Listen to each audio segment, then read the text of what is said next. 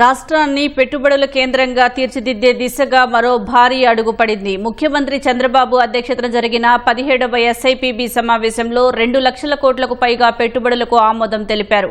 వీటి ద్వారా దాదాపు 39,000 మందికి ఉపాధి అవకాశాలు దక్కనున్నాయి. విశాఖలో రిలయన్స్ డేటా సెంటర్కు గ్రీన్ సిగ్నల్తో పాటు ఇంధన పరిశ్రమలు, ఐటీ, ఫుడ్ ప్రాసెసింగ్ రంగాల్లో విస్తృత ప్రాజెక్టులు ముందుకు వచ్చాయి. అనుమతుల నుంచి ప్రారంభోత్సవం వరకు ప్రతి దశలో వేగం, పారదర్శకతతో ఏపీకి ప్రత్యేక బ్రాండ్ తీసుకురావాలని ముఖ్యమంత్రి అధికారులకు స్పష్టం చేశారు. సచివాలయంలో ముఖ్యమంత్రి చంద్రబాబు అధ్యక్షతన జరిగిన రాష్ట్ర పెట్టుబడుల ప్రోత్సాహక మండలి సమావేశం 25 ప్రాజెక్టులకు సంబంధించిన భారీ పెట్టుబడులకు ఆమోదం తెలిపింది. రిలయన్స్ ఇండస్ట్రీస్ లిమిటెడ్ విశాఖలో 1,08,000 కోట్లతో ఏర్పాటు చేయనున్న డేటా సెంటర్కు ఎస్ఐపిబి ఆమోదం తెలిపింది. దీంతో 1,000 మందికి ఉద్యోగాలు రానున్నాయి. రిలయన్స్ ఇండస్ట్రీస్ శ్రీ సత్యసాయి జిల్లాలో 51,000 కోట్లతో సోలార్ పవర్ ప్రాజెక్టు ఏర్పాటు చేసేందుకు ఎస్ఐపిబి గ్రీన్ సిగ్నల్ ఇచ్చింది. ఈ పెట్టుబడితో 20,000 మందికి ఉపాధి దక్కనుంది. కడప జిల్లాలో అదానీ హైడ్రో ఎనర్జీ 11 సంస్థ 12,000 కోట్ల పెట్టుబడితో ఏర్పాటు చేయనున్న పంపుడ్ స్టోరేజ్ ప్రాజెక్టుకు ప్రోత్సాహక మండలి సమ్మతి తెలిపింది. దీనివల్ల 3,375 మందికి ఉద్యోగాలు రానున్నాయి.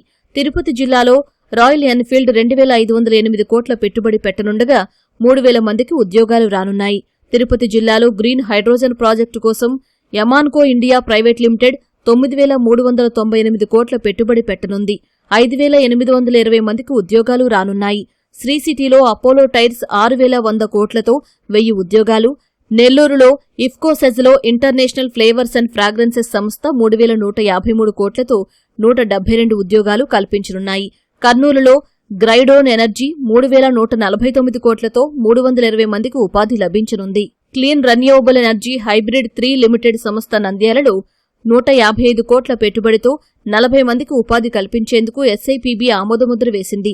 క్లీన్ ఎనర్జీ హైబ్రిడ్ 12 లిమిటెడ్ సంస్థ అనంతపురం జిల్లాలో పెట్టనున్న 779 కోట్ల పెట్టుబడితో 125 మందికి ఉపాధి అవకాశాలు దక్కనున్నాయి. Amrutha Sri Bio CNG Limited విజయనగరంలో 89 కోట్ల పెట్టుబడి పెట్టనుంది. 402 మందికి ఉపాధి దక్కనుంది. Balaji Bio Energy Organics Nellore జిల్లాలో 59 కోట్ల పెట్టుబడితో 335 మందికి ఉద్యోగాలు కల్పించేందుకు ఎస్ఐపిబి ఆమోదం తెలిపింది. హెచ్పీసీఎల్ రెన్యూవబుల్ గ్రీన్ ఎనర్జీ సంస్థ ఏలూరు జిల్లాలో 100 కోట్ల పెట్టుబడితో 150 మందికి ఉద్యోగ అవకాశాలు సృష్టించనుంది. ఎనర్జియా బయోఫ్యూయల్స్ తిరుపతి జిల్లాలో సీబీజీ ప్లాంట్ కోసం 59 కోట్లు పెట్టుబడి పెట్టనుంది. 335 మందికి ఉద్యోగాలు రానున్నాయి. విభా బయోఫ్యూయల్స్ తూర్పుగోదావరి జిల్లాలో పెట్టనున్న 67 కోట్ల పెట్టుబడితో 110 మందికి ఉపాధి కలగనుంది. ఐఓసీ జీపీఎస్ రెన్యూవబుల్స్ ఎన్టీఆర్ జిల్లాలో సీబీజీ ప్లాంట్ కోసం 120 కోట్ల పెట్టుబడులు పెట్టనుంది. 200 ఉద్యోగాలు వస్తాయి. డెల్టా బయోగెస్ పల్నాడు జిల్లాలో 100 కోట్ల పెట్టుబడులతో 750 మందికి ఉద్యోగాలు కల్పించనుంది. క్యారియర్ ఎయిర్ కండిషనింగ్ తిరుపతి జిల్లాలో బల్క్ చిల్లర్స్ తయారీ కోసం 863 కోట్ల పెట్టుబడులు పెట్టనుంది. 721 మందికి ఉద్యోగాలు రానున్నాయి. ఎన్ఎస్టీఎల్ సంస్థ అమరావతి క్వాంటమ్ వ్యాలీలో 22.5 కోట్ల పెట్టుబడితో 20 మందికి ఉద్యోగాలు రానున్నాయి. అనంతపురం, అన్నమయ్య జిల్లాల్లో స్నేహ ఫార్మ్స్ 277 కోట్లతో 435 మందికి ఉపాధి కల్పించేందుకు ప్రోత్సాహక మండలి పచ్చజెండా ఊపింది. పల్నాడు జిల్లాలో చెట్టినాడ్ సిమెంట్స్ 1,340 కోట్లతో 360 మందికి, కాకినాడలో ఏఏకే సౌత్ ఈస్ట్ ఇండియా 171.52 కోట్లతో 102 మందికి, గుంటూరులో ఐటీసీ సంస్థ 51.65 కోట్లతో 50 మందికి ఉపాధి కల్పించేందుకు పెట్టుబడుల ప్రోత్సాహక మండలి సమ్మతి తెలిపింది. తిరుపతిలో హ్యాంగ్యూ ఐస్ క్రీమ్స్ 74.49 కోట్ల పెట్టుబడితో 110 ఉద్యోగాలు రానున్నాయి. రాష్ట్రంలో పెట్టుబడులకు సంబంధించి వచ్చిన ప్రతి ప్రతిపాదన ఒప్పందంగా మారాలని, ఆ ఒప్పందం పెట్టుబడిగా రూపాంతరం చెందాలని సీఎం అధికారులకు స్పష్టం చేశారు. పెట్టుబడి, పరిశ్రమ రాష్ట్రానికి వచ్చే విషయంలో అనుమతుల నుంచి శంకుస్థాపన, ప్రారంభోత్సవం వరకు నిర్దేశిత గడువులోగా జరిగేలా చూడాలన్నారు.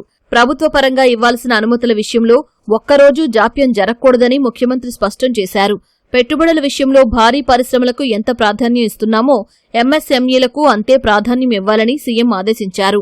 వన్ ఫ్యామిలీ, వన్ ఎంటర్ప్రెన్యూర్ విషయంలో ఎంఎస్ఎంఈలు కీలక పాత్ర పోషిస్తాయన్నారు. ఫుడ్ ప్రాసెసింగ్ రంగంలో అపార అవకాశాలు ఉన్నాయని, వాటిని సద్వినియోగం చేసుకుని పెట్టుబడులు గ్రౌండ్ అయ్యేలా చూడాలని స్పష్టం చేశారు.